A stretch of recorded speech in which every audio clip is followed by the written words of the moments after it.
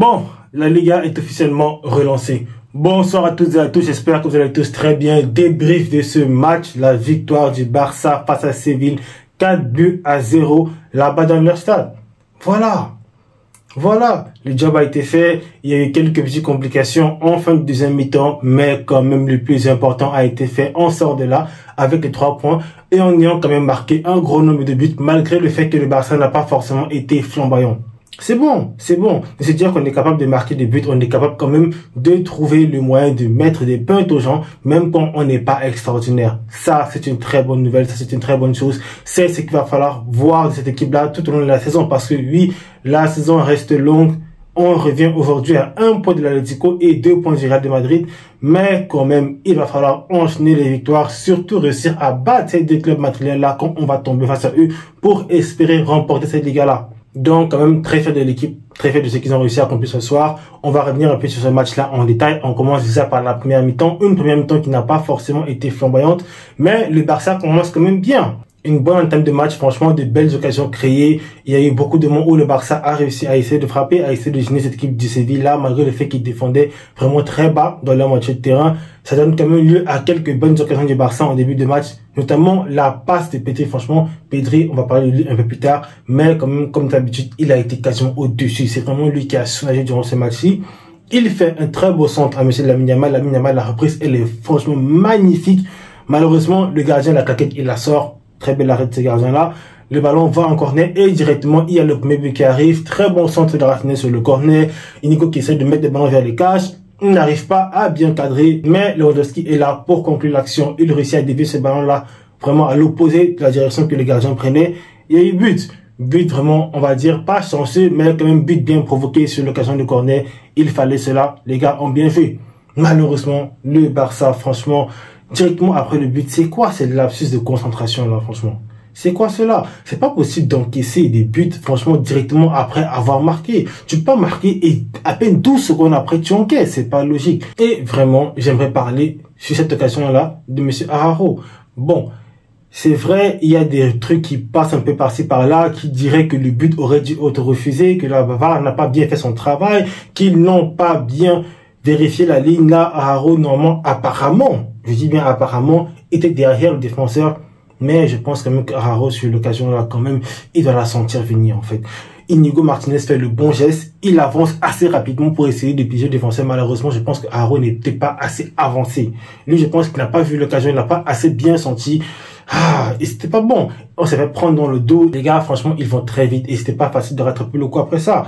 Logiquement, ils égalisent. C'était vraiment assez compliqué. Araujo, vraiment, pour jouer les pièges hors jeu, c'est pas très évident. Il n'est pas mauvais, mais dans ce registre-là, franchement, on sent qu'il n'a pas la tête nécessaire, en fait. Vraiment, on sent qu'il y a un certain niveau d'intelligence qu'il faut pour ce type de jeu-là. Et malheureusement, Araujo, je ne sais pas si il arrive vraiment à tout le temps comprendre, à tout le temps savoir quand il faut monter, tout le temps savoir quand il faut laisser de l'espace derrière lui. C'est pas tout le temps évident. J'aimerais dire que cette occasion-ci, c'est pas extrêmement grave. Je trouve que il n'était pas complètement mal aligné, en fait. Mais il devrait essayer parfois de sentir ces coups-là. Je sais pas. Bon, après ça, franchement, le reste de la mi-temps a été assez compliqué. Vraiment, toute l'équipe n'a pas été assez bonne.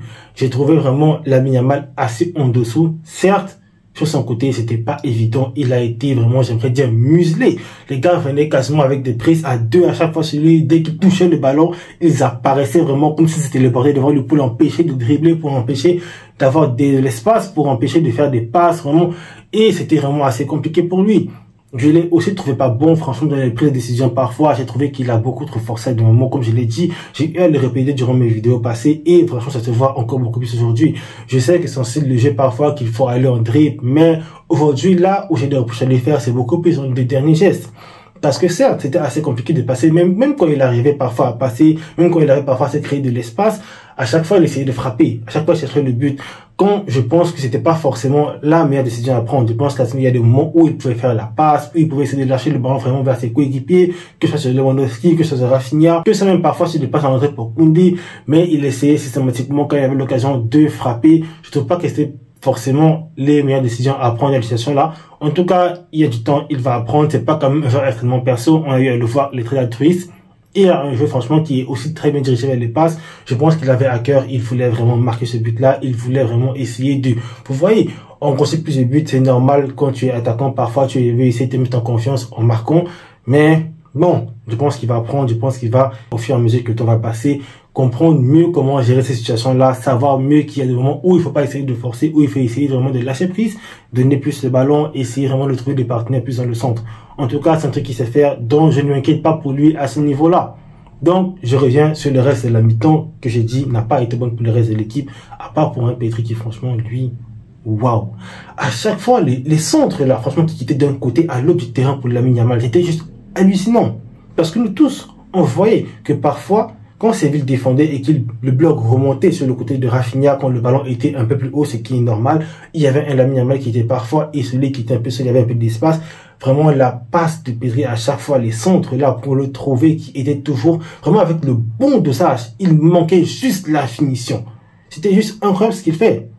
Même sur le deuxième but là, le but de Fermin en deuxième mi-temps, c'est juste dingue, c'est juste dingue. Le centre est juste magnifique. Il y a Lewandowski et Fermin sur le ballon. Lewandowski un peu trop court, mais Fermin qui est là derrière lui pour mettre la tête et marquer ce but-là. Bon, comme j'ai déjà commencé, je continue directement avec ce deuxième mi-temps-là. Franchement, l'entrée de Fermin qui a fait énormément de bien pendant les quelques minutes où il était sur le stade. Ah, vraiment, ça c'est vraiment, je marque et je ressors. Il a plié le game. Ah, Fermin le perd. Déjà que Gavi qui sort à la mi-temps parce que oui, en premier mi-temps, il ne fait pas une bonne mi-temps. Et aussi, on voyait excès d'engagement. Il prend son jaune là, un jaune assez évitable. Selon moi, le tac n'était pas vraiment contrôlé. Et on voyait qu'il allait toujours au duel sans forcément réfléchir aux conséquences potentielles de cela. Il est sorti pour laisser la place à Fermin Lopez. Fermin Lopez, lui qui entre, qui marque et qui directement après sur un tac pas maîtrisé. Franchement, le rouge, il le méritait. Le rouge, il est logique. Il n'y a même pas à discuter ou à débattre. Je pense, certes, qu'il joue le ballon. Oui, il touche le ballon en premier, mais quand même, il prend quasiment les jambes du joueur entre ses jambes à lui. Donc, logiquement, il s'est fait exclure. En tout cas, quand même, pour les quelques minutes, il a été là. Il a été quand même assez bon, on va dire ça. Il marque ces deux buts-là pour nous permettre de repasser devant. Et après cela, quand même, le Barça a été assez mieux. Parce que avant l'exclusion de Fermin, on a, franchement, le but de Rafinha, geste magnifique. Le mec, il reçoit le ballon, un enchaînement propre. Il réussit à se créer l'espace et la frappe est juste sublime. Le gardien ne peut rien faire. 3-1. À ce moment-là, je savais, bon, que c'était terminé. Je me suis dit, même s'il y a quoi, quand même, les mecs vont pas revenir. Franchement, le Barça est en train de commencer à dérouler. Ils sont en train de lancer la machine. Le moteur est en train de chauffer. Donc, logiquement, tout devrait aller pour le mieux. Malheureusement, l'exclusion de M. Fermin Lopez vient compliquer un peu les choses. Mais malgré tout, le Barça se gère. Franchement, défensivement, ils ont été assez propres aujourd'hui. C'était pas facile parce qu'à ce moment-là, M. Garcia Pimenta fait entrer Sousso pour essayer d'acculer le Barça, pour essayer d'aller attaquer un peu plus. Mais le Barça, quand même, a réussi à bien défendre en bloc. Franchement, ils se sont bien occupés derrière. Ils arrivaient bien à défendre et même à se permettre de pouvoir se créer 2-3 petites occasions. Ça n'a pas été évident, mais les gars l'ont fait. Ils ont été très sereins défensivement et tout s'est bien passé. Monsieur Chesney aussi, qui a été vraiment très important. Franchement, de beaux arrêts de sa part, que ce soit en première, comme on disait, mi-temps, une frappe de loin à un moment, une autre frappe vraiment sur le côté. Vraiment, il bon plongeon, il fait la claquette pour sortir le ballon, il a été bon sur sa ligne. Même dans les sorties, franchement, il n'a pas eu beaucoup de sorties à faire parce que oui, Séville n'a pas été extrêmement dangereux dans le 2, il ne faut pas aussi se mentir. Certes, ils ont créé des occasions, mais c'était pas vraiment la folie, quoi. Donc, lui, c'était comme il s'est géré, tout s'est bien passé à ce niveau-là. On a même réussi à se payer le luxe en fin de mi-temps de marquer un très beau but, franchement très beau centre de M. Rafinha. La balle est un peu déviée, mais Garcia est là, il met la tête et le Barça réussit à mettre le 4e but. Le match est terminé sur un 4-1, une victoire méritée dans l'ensemble pour le Barça. Franchement, en deuxième mi-temps, ça a été beaucoup mieux. En tout cas, quand même, ça fait du bien. Comme je l'ai dit en début de vidéo, on revient à 1 point de l'Atlético et à 2 points du Real de Madrid. Maintenant, tout ce qui reste à faire, c'est assurer le reste de la saison.